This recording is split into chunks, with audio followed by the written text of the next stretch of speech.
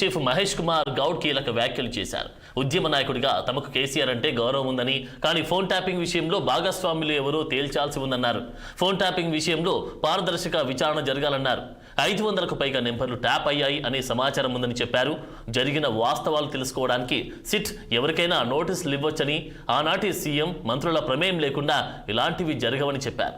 కేసీఆర్కి నోటీసులు ఇవ్వడంపై రాజకీయ దురుద్దేశం లేదని మహేష్ కుమార్ గౌడ్ స్పష్టం చేశారు. ట్యాపింగ్ విషయంలో నేను పీసీ అధ్యక్షుడిగా మొదటి నుంచి కోరుతా ఉంది. ఫోన్ ట్యాపింగ్ అనేది అత్యంత హేయమైనటువంటి నేరము. ఈ నేరంలో ఎవరు భాగస్వామిలో తేలాల్సిన అవసరం ఉంది, ప్రజలు కోరుకుంటా ఉన్నారు. ఇప్పుడు కేసీఆర్కి నోటీసులను మీరు చెప్తా ఉన్నట్టు నాకు ఇంకా సమాచారం లేదు. ఒకరు ఇచ్చినా కూడా పారదర్శకంగా విచారణ జరగాలి. ఆనాడు 10 ఏళ్లుగా ప్రతిపక్ష నాయకుల మీద, పారిశ్రామికవేత్తల మీద, ఎమ్మెల్యేల మీద, కొంతమంది సినీ తారుల మీద జరిగినటువంటి ఫోన్ ట్యాపింగ్ విషయం బహిర్గతం కావాల్సిన అవసరం ఉంది. కాబట్టే రాష్ట్రంలో కాంగ్రెస్ ప్రభుత్వం వచ్చిన తర్వాత రేవంత్ రెడ్డి గారి నేతృత్వంలో దీని మీద సిట్ వేసి విచారణ ముందుకు తీసుకెళ్తా ఉన్నాం. దాంట్లో భాగంగానే మాలాంటి వాళ్ళని చాలామంది వెళ్ళి వాంగ్మూలం ఇవ్వడం జరిగింది. దాదాపు 560 చిల్లర పైన వ్యక్తుల మీద ఫోన్ ట్యాపింగ్ జరిగినట్టుగా సమాచారము. సో దాంట్లో భాగంగా కేటీఆర్ గారిని, హరీష్ రావు గారిని విచారించినారు.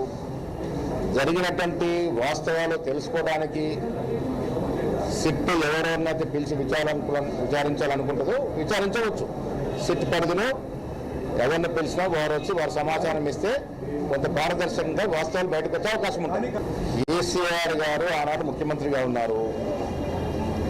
ముఖ్యమంత్రి గారి ప్రమేయమో లేక వారి కింద ఉన్నటువంటి ఇంపార్టెంట్ పోర్ట్ఫోలియో చేసిన మంత్రుల ప్రమేయమో లేకుండా అధికారులు అంత సాహసం చేసి ఫోన్ ట్యాపింగ్కు పాల్పడేటువంటి పరిస్థితులు ఉండవు.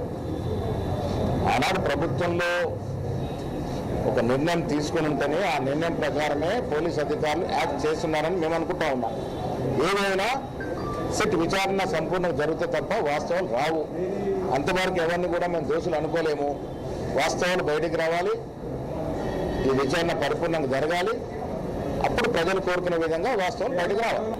బీజేపీ అన్నా టీఆర్ఎస్ నాయకులు ఎవరు ఏమన్నా ప్రజలు కోరుకుంటున్నది ఫోన్ ట్యాపింగ్ వ్యవహారంలో వాస్తవాలు బయటికి రావాలని. ఆ దశగానే మా ప్రభుత్వం కూడా సిట్ విచారణ జరిపిస్తుంది, విచారణ వేసింది. సిట్ వారి పరిధిలో వారు విచారణ చేస్తూ ఉన్నారు. ఇప్పుడు 2.5 ఏళ్ల తర్వాత ఇంకా రాజకీయ కక్ష అనే అంశం ఎక్కడికి వస్తుంది? దీంట్లో ఎవరి మీద కూడా రాజకీయ కక్ష లేదు, రాజకీయ దురుద్దేశం లేదు. మేము కోరుకునే వాస్తవాలు బయటికి రావాలి. ఫోన్ ట్యాపింగ్ విషయంలో నేను పీసీ